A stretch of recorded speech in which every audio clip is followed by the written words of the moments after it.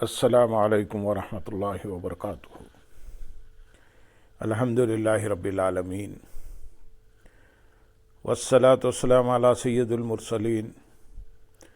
اما بعد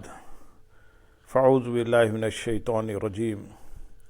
بسم اللہ الرحمن الرحیم۔ برادران عزیز و معزز خواتین،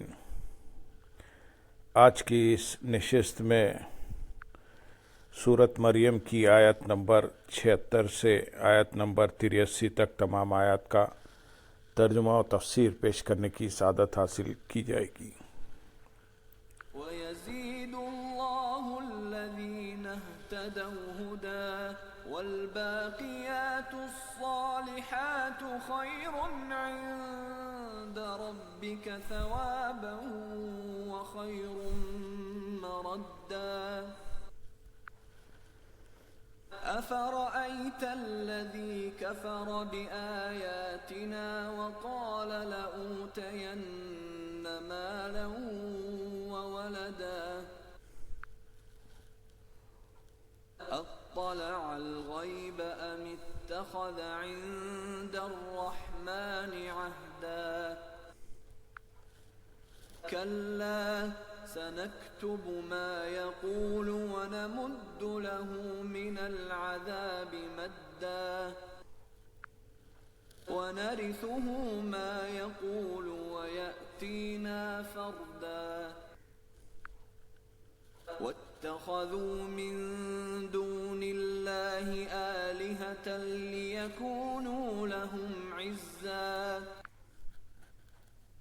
كلا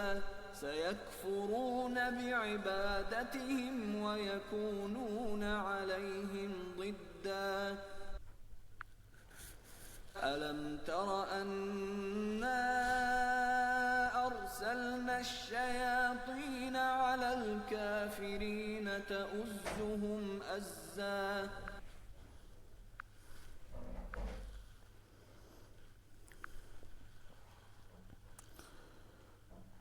اور ہدایت پانے والوں کی ہدایت کو اللہ اور زیادہ بڑھا دیتا ہے، اور باقی رہنے والی نیک باتیں تیرے رب کے ہاں ثواب کے اعتبار سے بہتر اور انجام کے اعتبار سے زیادہ اچھی ہیں۔ اور ہدایت پانے والوں کی ہدایت کو اللہ اور زیادہ بڑھا دیتا ہے۔ گمراہ لوگوں کا حال بیان کرنے کے بعد اب یہاں سے ہدایت پانے والوں کا حال بیان کیا جا رہا ہے۔ چنانچہ ارشاد فرمایا کہ وہ لوگ جنہوں نے ہدایت پائی اور ایمان سے مشرف ہوئے، اللہ تعالیٰ انہیں اس پر استقامت عطا فرما کے اور مزید بصیرت و توفیق دے کر ان کی ہدایت کو اور بڑھا دے گا اور ان کے ایمان، عمل اور یقین میں مزید اضافہ فرما دے گا۔ والباقیات الصالحات، اور باقی رہنے والی نیک باتیں ارشاد فرمایا کہ اے حبیب صلی اللہ علیہ وسلم، باقی رہنے والی نیک باتیں آپ کے رب عز و جل کی بارگاہ میں ثواب کے اعتبار سے بہتر اور انجام کے اعتبار سے زیادہ اچھی ہیں، جبکہ کفار کے اعمال سب نکمے اور باطل ہیں۔ مفسرین فرماتے ہیں کہ طاعتیں، آخرت کے تمام اعمال، پنجگانہ نمازیں، اللہ تعالیٰ کی تسبیح و تحمید اور اس کا ذکر اور دیگر تمام نیک اعمال، یہ سب باقیات صالحات ہیں کہ مومن کے لیے باقی رہتے ہیں اور کام آتے ہیں۔ اسی طرح ہر وہ نیکی جو دنیا میں برباد نہ ہو جائے وہ باقیات الصالحات میں داخل ہے۔ یہاں باقیات الصالحات سے متعلق ایک حدیث پاک بیان کرتے ہیں۔ چنانچہ حضرت ابو سلمہ بن عبد الرحمن رضی اللہ تعالیٰ عنہ فرماتے ہیں، نبی کریم صلی اللہ علیہ وسلم ایک دن تشریف فرما تھے۔ آپ نے ایک خشک لکڑی لے کر درخت کے پتے گرائے، پھر فرمایا لا الہ الا اللہ واللہ اکبر والحمد للہ و سبحان اللہ کہنے سے گناہ اس طرح جھڑ جاتے ہیں جس طرح اس درخت کے پتے جھڑ رہے ہیں۔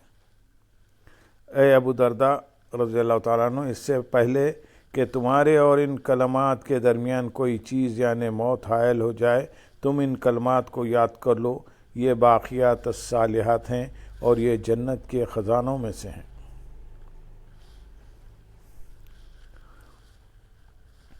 آیت نمبر 77، 78،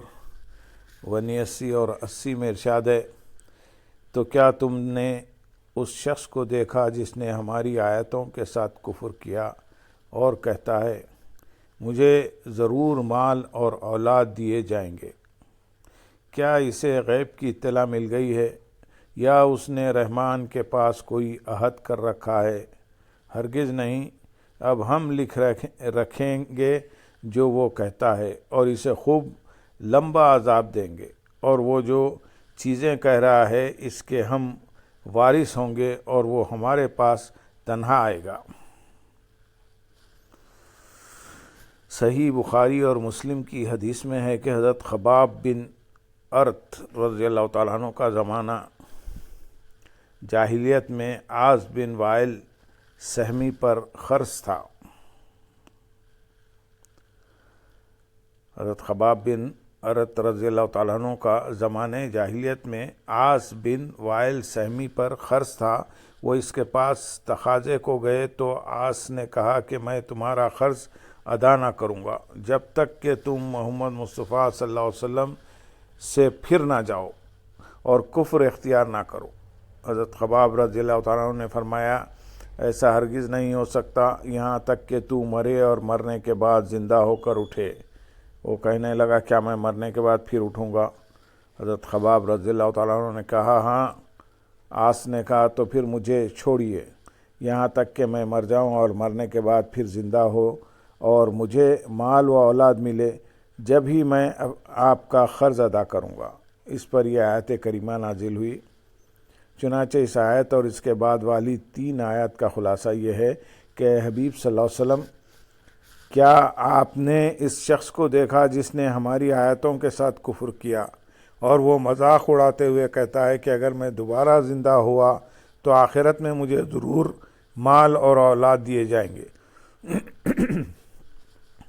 کیا اسے غیب کی اطلاع مل گئی ہے اور اس نے لوح محفوظ میں دیکھ لیا ہے کہ آخرت میں اسے مال اور اولاد ملے گی، یا اللہ تعالیٰ نے اس سے کوئی وعدہ کیا ہوا ہے جس سے اسے معلوم ہو گیا ہے کہ وہ قیامت میں بھی خوشحال ہوگا؟ ہرگز نہیں، وہ نہ تو غیب جانتا ہے اور نہ ہی اس کے پاس کوئی عہد ہے، بلکہ یہ شخص جھوٹا اور بدکار ہے، اور جو بات یہ کہہ رہا ہے اسے ہمارے فرشتوں سے نے لکھ لیا ہے، اور قیامت کے دن ہم اسے اس کا بدلہ دیں گے اور ہم اسے مال و اولاد کے بدلے خوب لمبا عذاب دیں گے جس کا وہ مستحق ہے، اور اس کی ہلاکت کے بعد مال و اولاد سب سے اس کی ملکیت اور اس کا تصرف اٹھ جائے گا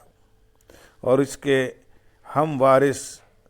ہوں گے، اور وہ قیامت کے دن ہمارے پاس تنہا اور خالی ہاتھ آئے گا، اور آخرت میں دنیا سے زیادہ ملنا تو دور کی بات، دنیا میں جو مال اور اولاد اس کے ساتھ ہے اس وقت وہ بھی اس کے ساتھ نہ ہوگا۔ ان آیات سے 2 باتیں معلوم ہوئی۔ نمبر 1، شریعت کے احکام کا مذاق اڑانا کفار کا طریقہ ہے۔ اس سے وہ لوگ اپنے طرز عمل پر غور کر لیں جو حدود و قصاص اور وہ نکاح و طلاق وغیرہ سے متعلق شریعت کے احکام کا مذاق اڑاتے اور انہیں انسانیت سوز احکام ثابت کرنے کی کوشش کرتے ہیں۔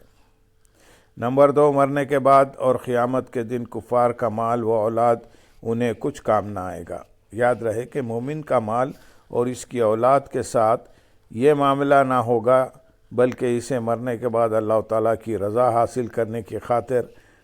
راہ خدا میں خرچ کیا ہوا مال بھی کام آئے گا، اور اس کی نیک اولاد سے بھی اسے فائدہ حاصل ہوگا۔ آیت نمبر 81 میں ارشاد ہے، اور انہوں نے اللہ کے سوا کئی اور معبود بنا لیے تاکہ وہ ان کے لیے سفارشی بن جائیں۔ اس سے پہلی آیات میں حشر و نشر کا مسئلہ بیان ہوا، اور اب یہاں سے بتوں کے پجاریوں کا رد کیا جا رہا ہے۔ چنانچہ ارشاد فرمایا کہ قریش کے مشرکوں نے اللہ تعالیٰ کی بجائے بتوں کو اپنا معبود بنا لیا، اور وہ اس امید پر ان کی عبادت کرنے لگے کہ وہ ان کے لیے سفارشی بن جائیں اور ان کی مدد کریں اور انہیں عذاب سے بچائیں۔ آیت نمبر 82 میں ارشاد ہے، ہرگز نہیں، ان قریب وہ جھوٹے معبود ان کی عبادت کا انکار کر دیں گے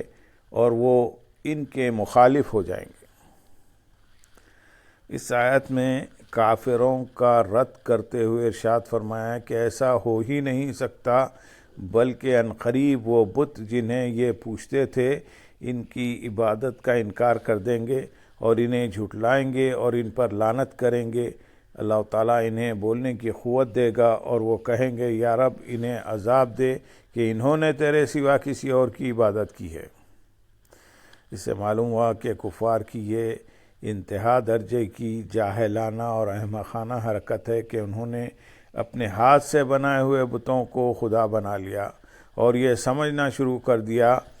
کہ ہمارے ہاتھوں سے بنائے ہوئے خدا ہمیں عزت بخشیں گے اور ہمیں نفع دیں گے، حالانکہ ان کے بنائے ہوئے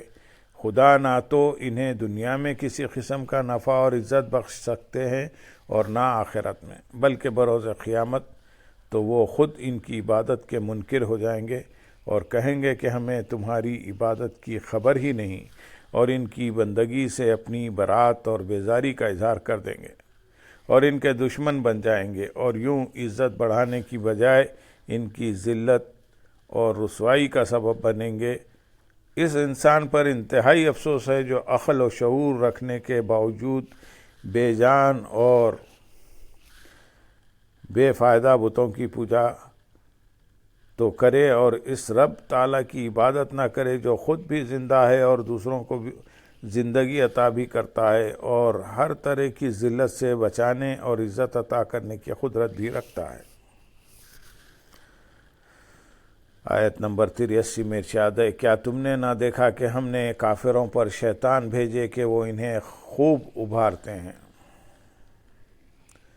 گزشتہ آیات مبارکہ میں اللہ تعالیٰ نے کافروں کی گمراہیوں اور آخرت میں ان کے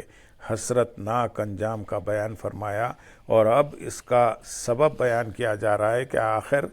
کس وجہ سے وہ حق کے خلاف اس طرح باتیں کرتے تھے اور دلائل ہونے کے باوجود سمجھتے نہیں تھے۔ چنانچہ ارشاد فرمایا کہ اے حبیب صلی اللہ علیہ وسلم، کیا آپ نے دیکھا نہیں کہ ہم نے کافروں پر شیطانوں کو چھوڑ دیا اور ان پر شیطانوں کو مسلط کر دیا جو کہ انہیں طرح طرح کے وسوسے دلا کر گناہوں پر خوب ابھارتے ہیں۔ اس آیت میں نبی اکرم صلی اللہ علیہ وسلم کو تسلی بھی دی گئی ہے کہ اے پیارے حبیب صلی اللہ علیہ وسلم، آپ اس وجہ سے پریشان نہ ہو کہ کفار آپ کی دعوت قبول کیوں نہیں کر رہے، کیونکہ آپ کی دعوت میں کوئی کمی نہیں، بلکہ ان کافروں پر شیطان مسلط ہیں جو انہیں گناہوں پر ابھار رہے ہیں، جس کی وجہ سے یہ آپ کی دعوت قبول نہیں کر رہے۔ اس آیت مبارکہ سے 4 باتیں معلوم ہوئی۔ ایک، بد عملی کی وجہ سے انسان پر شیطان مسلط ہوتا ہے۔ نمبر 2، برے ساتھی اللہ تعالیٰ کا عذاب ہے۔ نمبر 3، بری باتوں کی رغبت دینا شیطان اور شیطانی لوگوں کا کام ہے۔ نمبر 4، شیطان کسی کو کفر پر مجبور نہیں کرتا بلکہ کفر پر ابھارتا ہے۔ اس کے برخلاف انبیاء اکرام علیہ السلام اور ان کے وارث کسی کو ایمان قبول کرنے پر مجبور نہیں کرتے، بلکہ وہ بھی صرف انہیں ایمان کی دعوت اور ترغیب دیتے ہیں۔ اب جو عقل والے ہیں وہ انبیاء اکرام علیہ السلام کی دعوت کو قبول کرتے ہیں، اور جو شہوت پرست اور نفس کے بندے ہوتے ہیں وہ شیطان کی دعوت کو قبول کرتے ہیں اور کھلم کھلا اللہ تعالیٰ کی نافرمانی اور اس کے مقابلے پر تل جاتے ہیں اور جہنم کی ابدی سزا کے مستحق ہو جاتے ہیں۔ اللہم صلی علی سیدنا محمد وعلی آل سیدنا محمد وبارک وسلم، وآخر دعوانا ان الحمدللہ رب العالمین۔